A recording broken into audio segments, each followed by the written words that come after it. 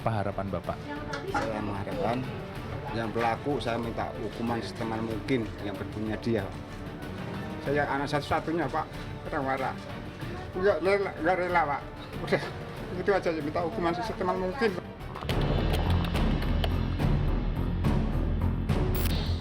Perjalanan saya menuju kawasan Cilincing, Jakarta Utara. Di sini, warga digemparkan dengan peristiwa pembunuhan sadis yang dilakukan remaja 16 tahun terhadap VI, anak usia 12 tahun pekan lalu. Saya tiba di tempat kejadian perkara. Lokasi ini masih didiami atau ditinggali oleh orang tua tersangka.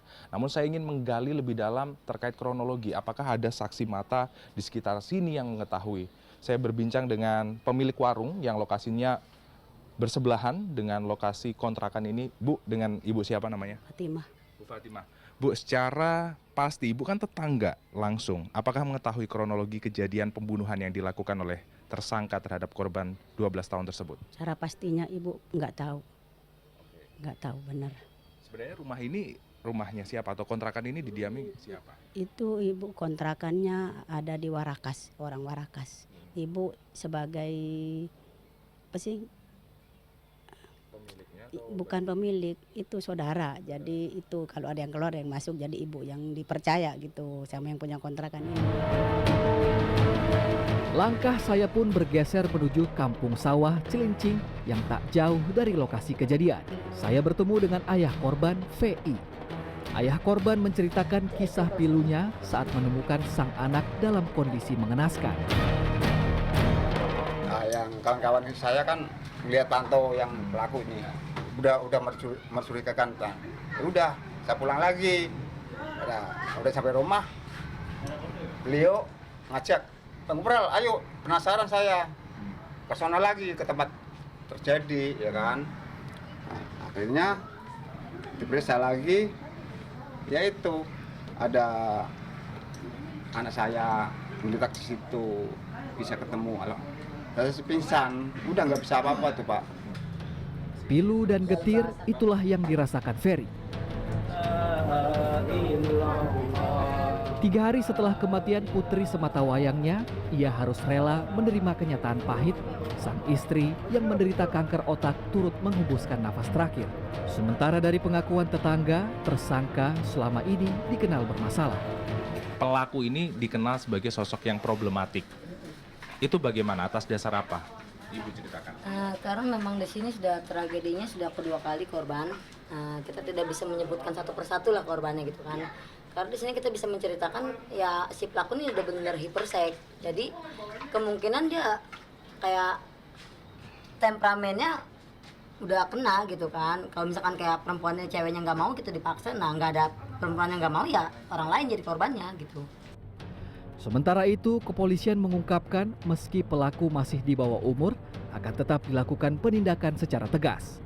Tentunya kita mengacu kepada undang-undang yang terkait dengan perlindungan anak, kita akan melakukan penegakan hukum sesuai dengan ketentuan yang diatur oleh undang-undang tersebut.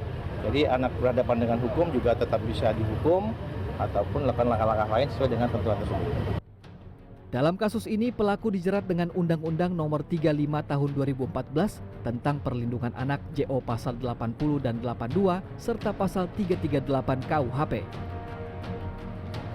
Melihat rentetan kasus kekerasan terhadap anak, saya mendatangi Kementerian Pemberdayaan Perempuan dan Perlindungan Anak RI. Kementerian ini mengambil peran sesuai dengan peraturan perundang-undangan. Kementerian Pemberdayaan Perempuan melakukan pendampingan karena mau anak itu sebagai saksi, sebagai pelaku, sebagai korban, dia disebut sebagai anak korban. Sehingga layanan komprehensif itu harus diberikan. Pengertian layanan komprehensif itu adalah memberikan layanan sesuai dengan kebutuhan korban. Mulai dari pendampingan terhadap anak sebagai pelaku pada semua tingkatan, termasuk mengarahkan anak tersebut untuk mendapatkan rehab-sos yang memang bekerja sama dengan Kementerian Sosial. Di sisi lain, anak tersebut juga bisa didampingi dalam proses hukum. Ini menjadi sesuatu hal yang penting dalam melihat kepentingan terbaik anak. Oke. Margaret menambahkan, Kemen P3A telah memberikan wadah bagi masyarakat yang menemukan situasi darurat pada anak dengan layanan telepon yakni hotline Sapa 129 atau WhatsApp online.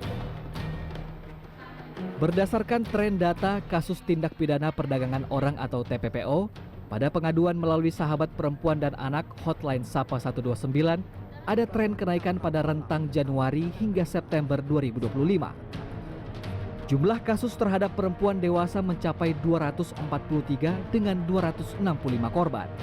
Sedangkan pada anak terdapat 18 kasus dengan 30 korban.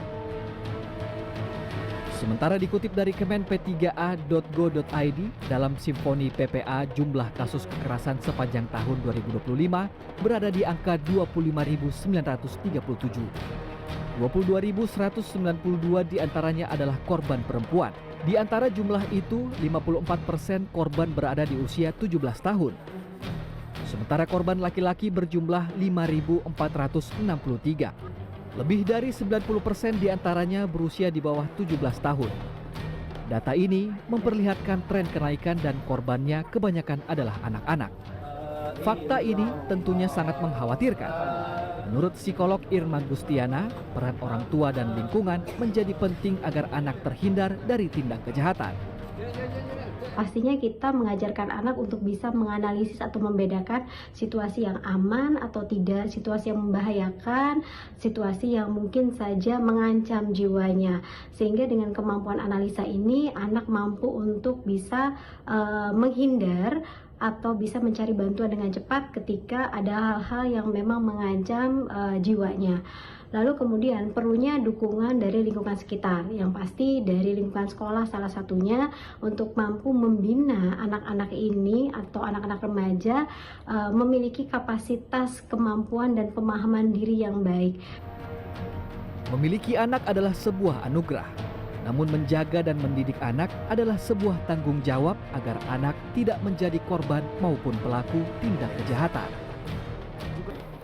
Setiap anak memiliki hak yang sama di mata hukum, namun hukum harus berpihak kepada korban. Karena sejatinya setiap tindakan kejahatan, baik TPPO, pelecehan seksual maupun pembunuhan adalah tindak kejahatan yang harus dihukum seadil-adilnya. Freddy Cahya, Pranedia, Jakarta.